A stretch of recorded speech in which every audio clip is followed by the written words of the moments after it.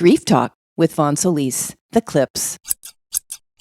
I think I'd love to call my cousin Tara out, who is a teacher, and she reached out to me a few months ago and said, "Hey, I'd like to know if you have a video that can raise awareness or that I can speak to my classroom about this. I have two kids with alopecia in our school, and she's a middle school teacher." And I said, I don't actually have anything. And so I made a couple videos, one for younger kids and one for older kids, and I kind of catered it to where they live and how many people in their community are living with alopecia.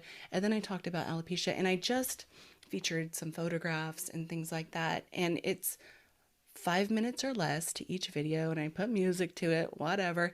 And I'm like, okay, so if these teachers are looking for support and they don't want to take away from curriculum, but again, there's the resistance, right? We can't take away from our school day.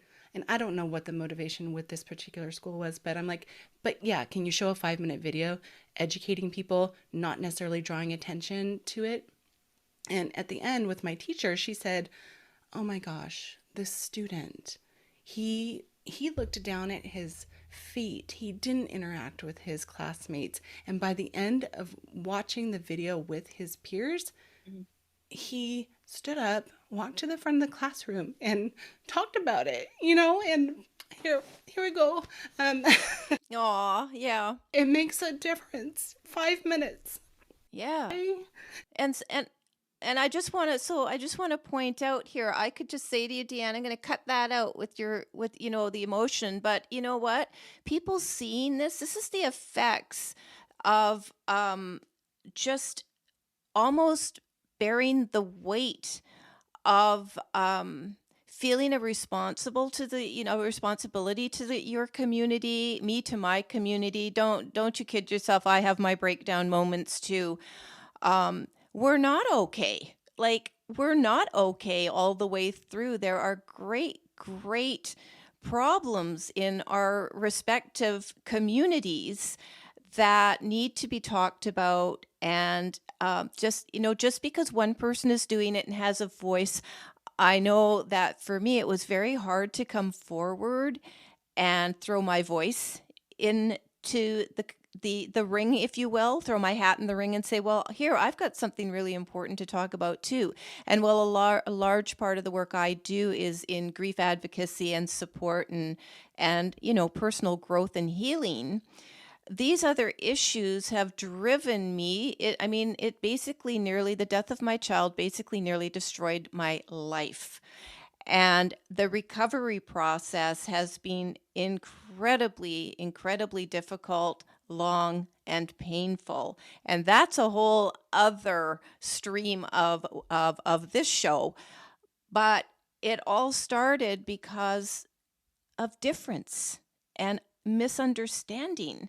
And so I'm grateful that you express your emotion because it makes it very real. I think one of the only things that is so sort of powerful in moving people to feel compassion is to witness the emotion, the painful emotion of another person, and or to be impacted by stories. Because as long as other people's lives, and that may not even be the community that's listening to what we're offering today, but I'm hoping it is, because let me tell you, anybody listening, watching, if your life is going great guns, okay, probably the wrong term. If your life is going great, one day it might not be. And you might find yourself vulnerable. You might find yourself bereaved. You might find yourself living with hair loss or some other type of loss. And it's not fun feeling isolated and alone and that no one understands you. And I would offer but I'm not going to talk about this from my end of it very much because I'm very respectful of any type of support in all of the different things that I'm impacted by in my life, grief, suicide, all that. But even support groups, they're just not enough because very few numbers of people maybe go to support groups. I know that's true for bereaved parents. And even if they do, they don't necessarily stick with it.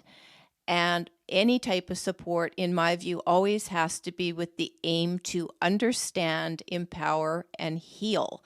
So I just want to throw that out there. And part of the way we do this, if there's no money to go for support, or there's no motivation, or it's too insecure to go to and be with other people, or the support group that you're looking for, the type of support you're looking for is not meeting your needs, the ability to learn through stories is very powerful.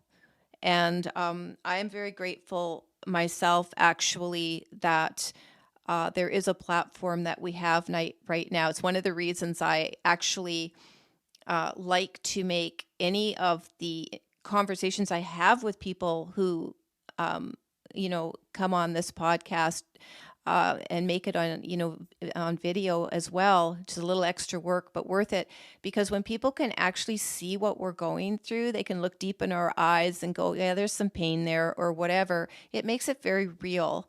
And it also makes it like, well, we're just not that different from other people.